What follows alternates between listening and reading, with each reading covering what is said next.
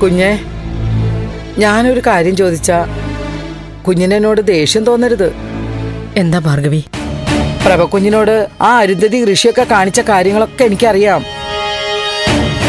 അതിന്റെ ഒരു വാശിക്ക് കുഞ്ഞ് നേരിട്ടോ മറ്റാരെങ്കിലും വിട്ടോ ഋഷിയെ ഞാൻ അപകടപ്പെടുത്തിയിട്ടുണ്ടെന്നാണോ? അല്ല, സ്വാഭാവികമായിട്ടും കുഞ്ഞിന്റെ സ്ഥാനത്ത് ആരായാലും അങ്ങനെ ചിന്തിച്ചു പോകും. കുഞ്ഞും അതുപോലെ.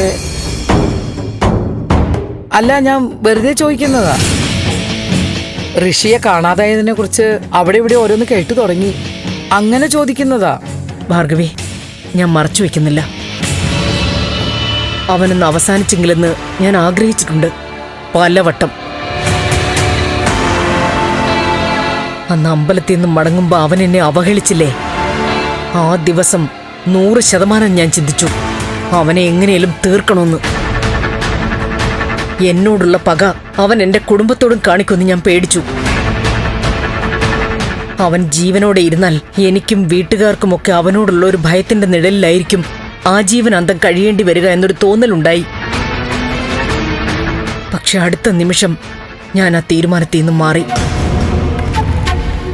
ഞാൻ ചിന്തിച്ചു, ഞാൻ കാരണം വേദനിച്ചിട്ടുള്ളവനവൻ. നഷ്ടം സംഭവിച്ചിട്ടുണ്ടവന്.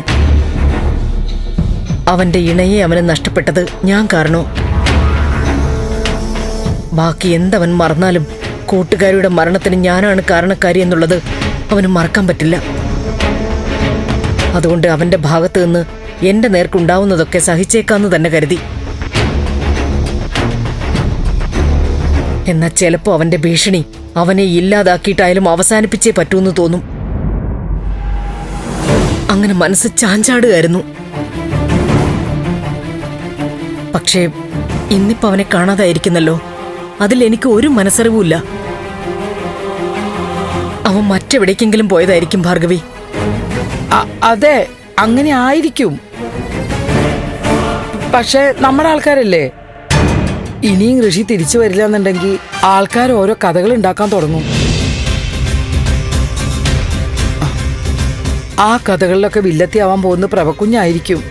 ആയിക്കോട്ടെ, ഇനി അഥവാ എന്നെ സംശയിച്ച് പോലീസ് അറസ്റ്റ് ചെയ്യുകയാണെങ്കിൽ അതും ആയിക്കോട്ടെ. പക്ഷേ എന്റെ വീട്ടുകാർക്ക് ദോഷം വരാൻ ഞാൻ സമ്മതിക്കില്ല.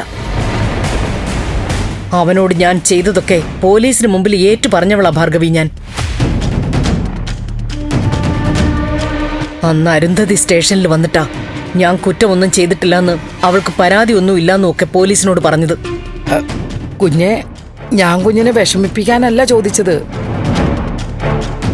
നാട്ടുകാർ ഓരോ അപവാദം പറയാൻ തുടങ്ങിയ വിഷമിച്ചു പോകാൻ പാടില്ലല്ലോ.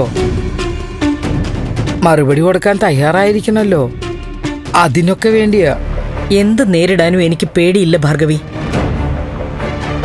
പക്ഷേ ഋഷിയെ കാണാതായതിന്റെ പേരിൽ എന്റെ കുടുംബത്തിന് വിഷമം ഉണ്ടാവാൻ ഞാൻ സമ്മതിക്കില്ല. അവരുടെ സമാധാനം പോവാനോ അവര് പ്രതിക്കൂട്ടിൽ വരാനോ ഞാൻ അനുവദിക്കില്ല.